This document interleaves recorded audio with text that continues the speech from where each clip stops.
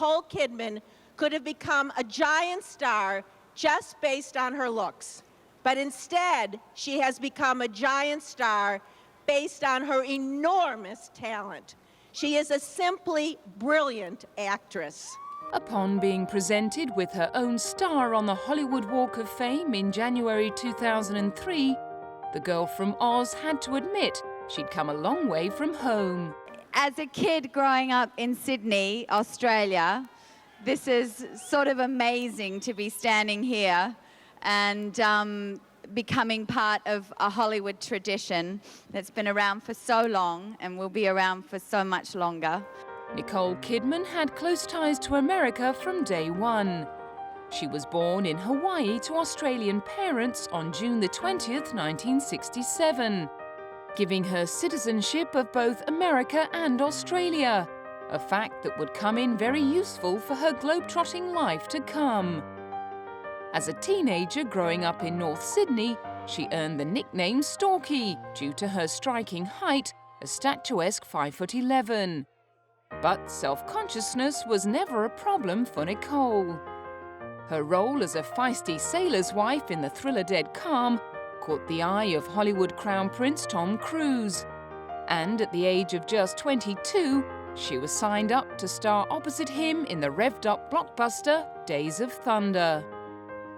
Romance blossomed and they were married on Christmas Eve in 1990. It was a match made in heaven for gossip columnists and the paparazzi. And Nicole would have to acclimatise to the media's fascination with their private lives. Luckily for her, however, her new husband was already an old hand at dealing with the press. No, you know what, you just look at it and when they go far off, then you sue and, you know, just certain things you don't pay attention to and, you know, mostly you just have to go on and live your life. You can't give it too much attention. And, you know, what are you going to do? What are you going to do? Constant media attention was something that Nicole would soon get used to in her own right. Proving that she wasn't about to be overshadowed by her megastar husband, she landed the starring role in 1995's To Die For, alongside Matt Dillon. She played Suzanne Stone Moretto, a wannabe television newscaster who will do anything to get what she wants, even if it means killing her husband. I think because she is raised in a world where television is everything. Her whole upbringing, you know, she lives in a small town and she just wants so desperately to be noticed. To Die For confirmed her as a major talent. She received a British Academy Award nomination for Best Actress and walked away with a Best Actress award for her work in the film at the 1996 Golden Globes. Not long after that, she was out to promote the action flick Batman Forever, in which she played Batman's love interest, Dr. Chase Meridian. Her next role took her to 19th century Europe for the period drama Portrait of a Lady. By now, she was developing quite a reputation for mixing things up. Me as an actress, I loved To Die For, and then I knew that I was going to be making Portrait of a Lady, so the balance of those two roles was very interesting to me. You know, as an actor, you want to be stretched, you want to be challenged, you want to do things that you think you can't do. So that's what was very exciting to me, was I suppose the way in which the two roles are quite extreme. The film used many exotic locations, memories of which would stay with Nicole for many years to come. We got to go to Florence, Lucca, Roma, London, and I speak Italian, so I got to sort of speak some Italian in the movie. And it was beautiful. It was really one of the highlights memories that I'll have for the rest of my life, is making a movie in Italy. It's one of my favorite countries in the world. Working alongside co-stars John Malkovich, Martin Donovan and Barbara Hershey, Nicole proved that she could gracefully handle the convoluted dialogue of period drama. In fact, she was such a fan of the original novel, she'd committed to the project before the script was even finished. When I read a script, I either relate to the character or there's something in it that hits me, and I just say, wow, I would love to be involved in that project. And, you know, with this, it was the novel because I I was signed on to do it before there was even a script. Her brilliant performance in Portrait of a Lady led to rumours of a possible Academy Award nomination. You take it as a great compliment, and then you go back and do your work. I think you just, you know, it either happens or it doesn't happen, and ultimately you keep working. The nod may not have been forthcoming, but that didn't slow Nick down. Next up was the role of Dr. Julia Kelly in the action thriller The Peacemaker.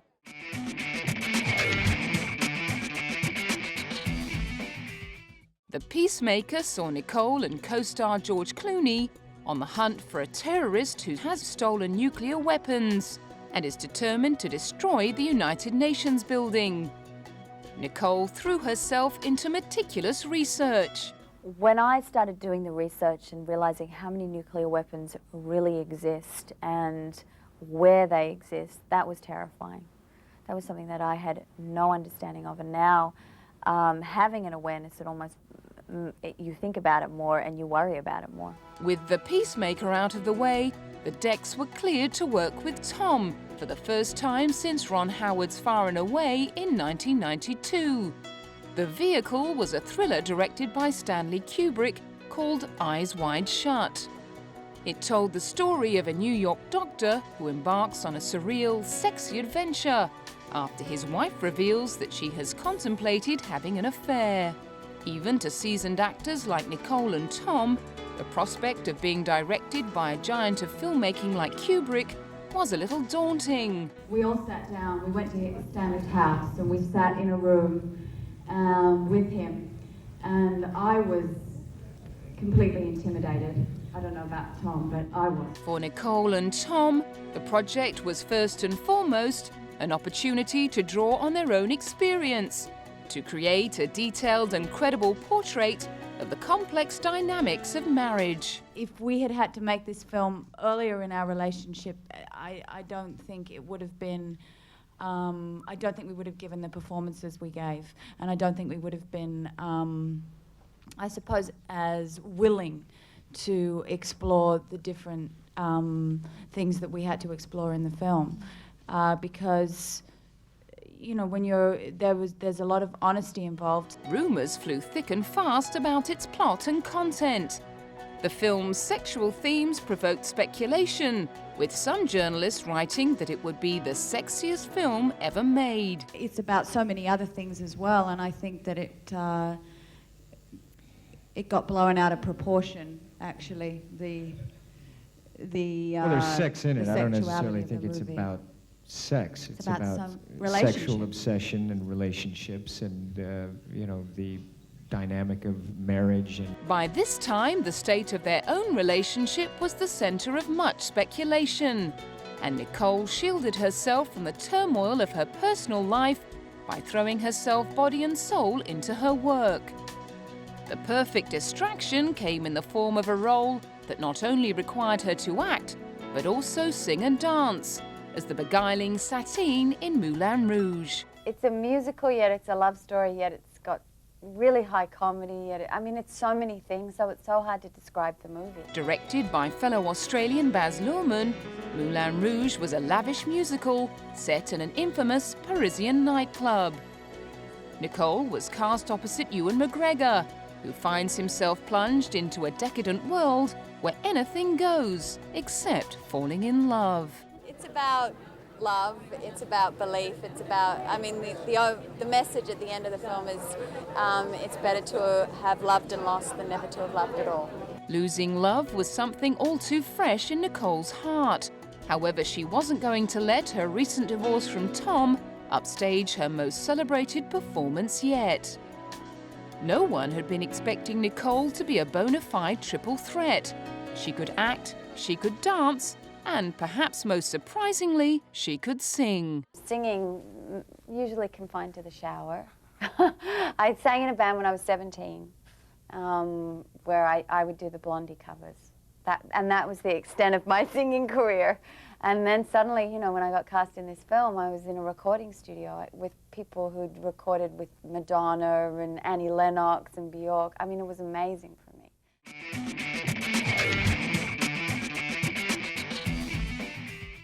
With the first still flying in the press about her breakup from Tom, Nicole's performance in Moulin Rouge finally gave the media something else to talk about.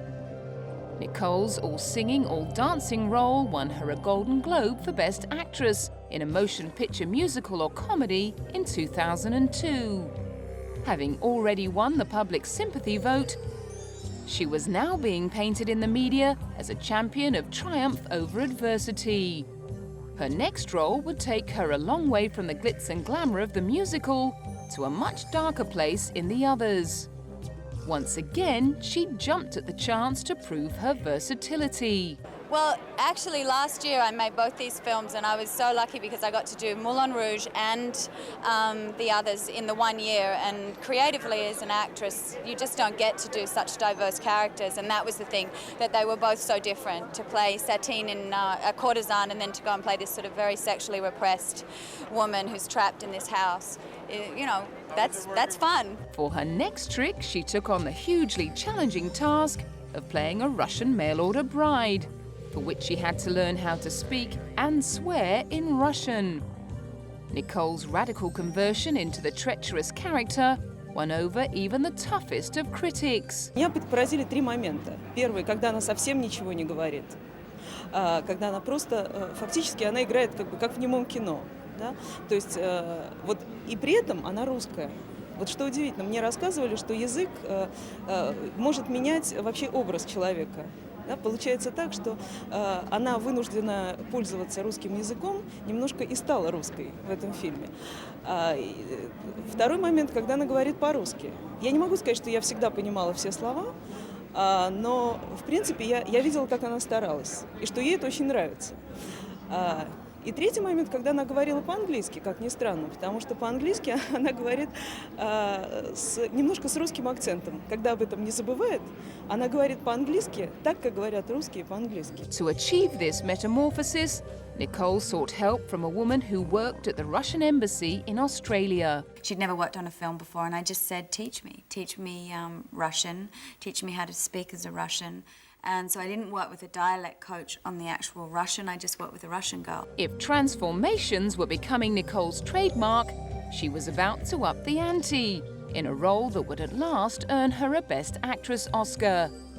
In 2002, she starred alongside Meryl Streep and Julianne Moore in The Hours, playing the tragically short-lived novelist Virginia Woolf. I think I just loved her, you know, as I found out more and more about her, I just thought how much I admired her and respected her and was fascinated by her. I mean, she's fascinating, and her ability to put her thoughts and her struggle and all of the ideas that she had about life and connections and into these stories is just wonderful. Such was Nicole's dedication.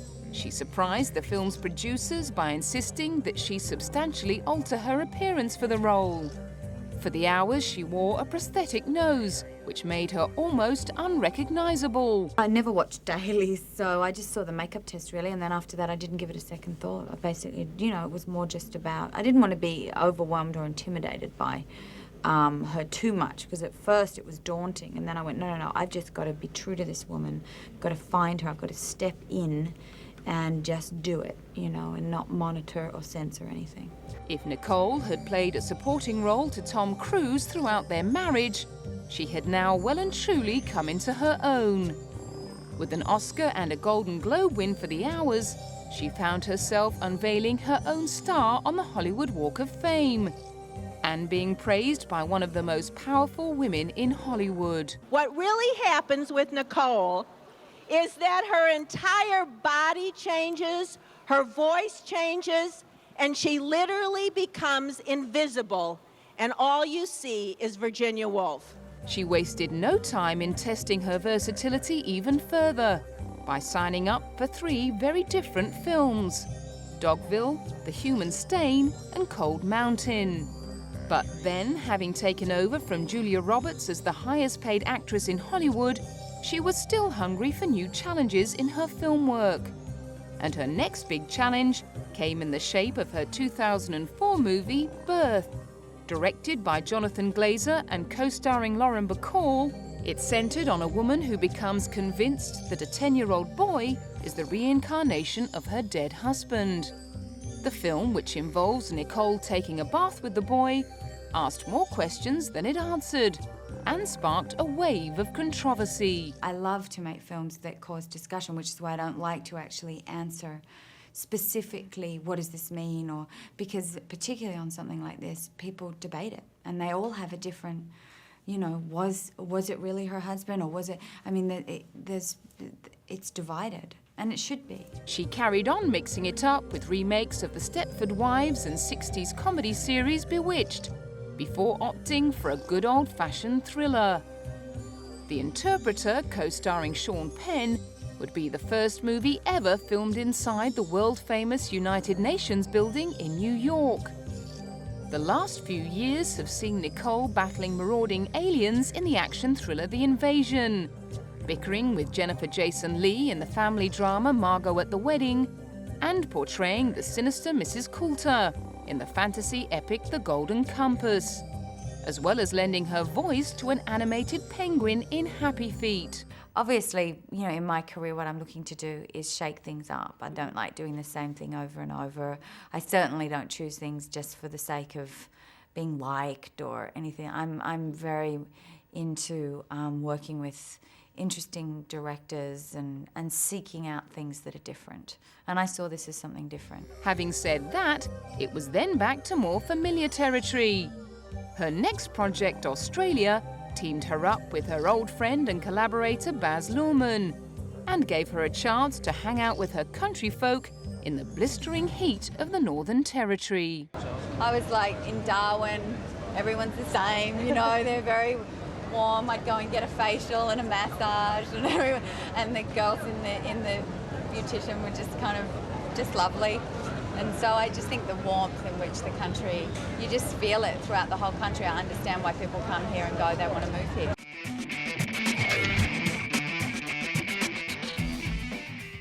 While there's no doubt that Nicole Kidman's impressive body of work alone qualifies her for the status of icon, she has made an equally indelible mark on the public consciousness with her celebrated beauty and style. At the peak of her success as an actress, she was also riding high on her status as the world's #1 fashion icon. Her porcelain skin, immaculate style and perfect poise had long been drawing comparisons with classic Golden Age beauties like Audrey Hepburn. And her statuesque frame had made her the favourite clothes horse of top designers like Karl Lagerfeld and Balenciaga. Choosing just the right outfit seemed to come naturally to her. It's pretty decisive. I just sort of see a dress that I like and I go, that's what I'm going to wear. I don't put an enormous amount of deliberation into it, but I just sort of know what I like and I go, yeah, that seems like I would feel comfortable in it. I do like to be able to sit down in it and I like to be able to eat in it. The same year, Nicole signed a deal to become the face of Chanel No. 5 perfume and featured in a $42 million 3-minute film directed by Baz Luhrmann to promote the fragrance. Her reported fee of around $3.7 million made her the highest paid actor on record, earning more than $1 million per minute of screen time. However, it hasn't all been about pulling in the big bucks. Nicole has also devoted plenty of time and energy to giving back. Having been involved with UNICEF for almost 15 years, she now also serves as a passionate goodwill ambassador for UNIFEM, the United Nations Development Fund for Women. She first became aware of the fund after her mother heard a program on the radio about the work that UNIFEM was doing in Cambodia to create economic opportunities for rural women.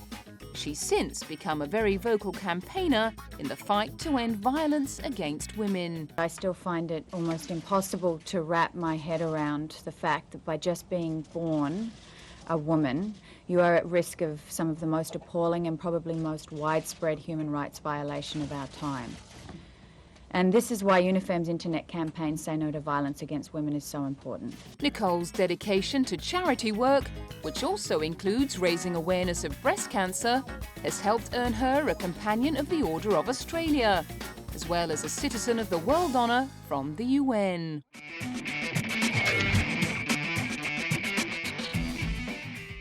The moment Nicole Kidman stepped out on the arm of Tom Cruise back in 1990, she was also entering into a lifelong relationship with the paparazzi, fending off media speculation about Tom's sexuality and the validity of their marriage.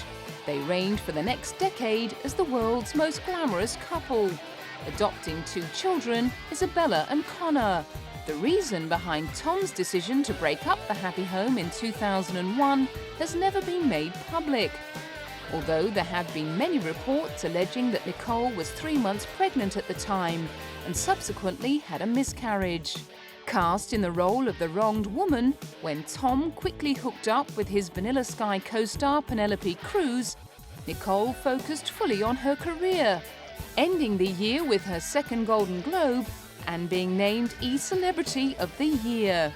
Over the next few years, gossip columnists had her romantically linked to a host of eligible and not so eligible A-listers, like Robbie Williams, Adrian Brody, Lenny Kravitz, and her Cold Mountain co-star Jude Law. Finally, in 2005, she looked a little closer to home at a gala dinner in Los Angeles honouring noted Australians. Rumours of a romance started circulating soon after, when she and country star Keith Urban were spotted dining out together, and Nicole even joined him on tour. On June the 25th, 2006, they were married at the Cardinal Soretti Memorial Chapel in the grounds of St. Patrick's Estate in Sydney.